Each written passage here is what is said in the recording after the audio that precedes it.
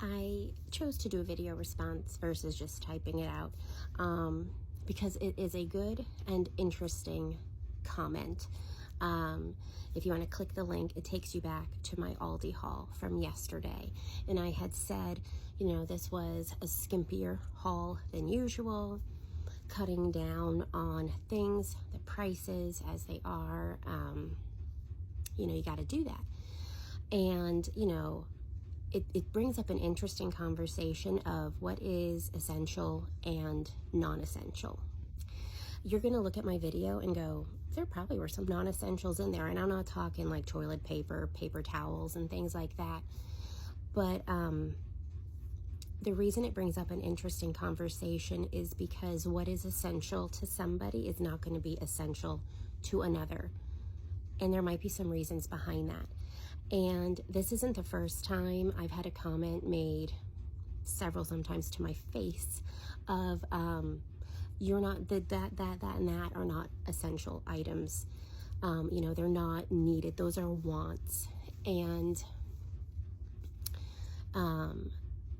the items usually in question are the safe foods for my son. When he was younger, we had to stock up on oyster crackers. That was his safe food. He would need crunchy food to help him through his overload and his meltdowns, and he would eat those during therapies, oyster crackers, and he would chug water. And so when people would see how many oyster crackers we were buying, comments would be made. And not to be snarky and put them in their place, but I would say, this is a safe food for my son. If I don't have these, he doesn't eat. So I think it's so easy to look at somebody's grocery haul in a video or a picture, or even if you are looking in someone's shopping cart out and about in person, and say, do they really need that, and that, if they are potentially struggling or complaining of prices? But we just don't know a person's backstory. So probably some of the things in my video that somebody would go, you don't need that, and that, those are safe foods for my son. Most likely the things that people would go, although I admit those M&Ms are for me. They're my only treat. I'm the first to cut back my food, my preferences, to ensure everybody else gets what they want, or to ensure my son gets what he needs. So I think it's just something to be mindful of, you know, whether you are watching a video, you are potentially critiquing how somebody is using the last dregs of their SNAP benefits, and say, really, is that what you're getting with it? Or really, that's what you're stocking up on or spending your money on in this time? I think we need to give people grace right now with what they deem essential in their life, and what is necessary in their life. And on a side note, I wish I had like a deep chest freezer or a second refrigerator freezer combo, whatever.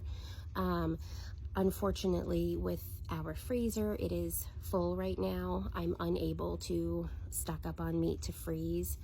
I got so many frozen broths and veggie scraps and chicken carcasses and safe foods that are not, let's say, number one for my son, like frozen waffles. But I have those in there ready, like frozen soft pretzels. So, and we have like a little mini fridge, but that holds my mom's breakfast delivery service food. So that's maxed out because it's a little fridge and it's like, you know, a TV dinner tray size. So, but yeah, in a perfect world, I would love to go freeze some meat, but we're all just doing the best we can right now. But all in all, and I'm not directing this particular comment or anything towards the person who commented, I think with everything going on, be it watching somebody's grocery haul randomly, somebody using their SNAP benefits, their WIC, whatever, we need to give each other some grace right now.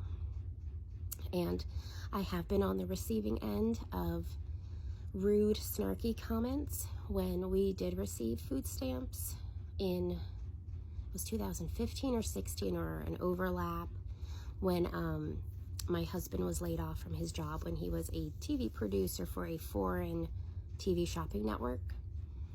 We received food stamps for a little under 6 months, and I was on the receiving end of some cruel comments. If anybody wants to hear about those stories, I will share them, but we shouldn't be doing that right now. If the old adage, if you don't have anything nice to say, don't say it at all. We need to be practicing that a little bit. So yeah. But anyway, do stock up on what you need for your family, whatever that looks like for you, if you are able to. But please seek out the resources right now that you need, be it food pantry, things like that. And if you have information, please share it. This is not the time to be gatekeeping. This is the time to say, hey, I know of this, I know of that. Let me share this information with you. Or strategies, whatever that is. So yeah. All right. I hope y'all are doing okay. And I'll talk to you later. Bye.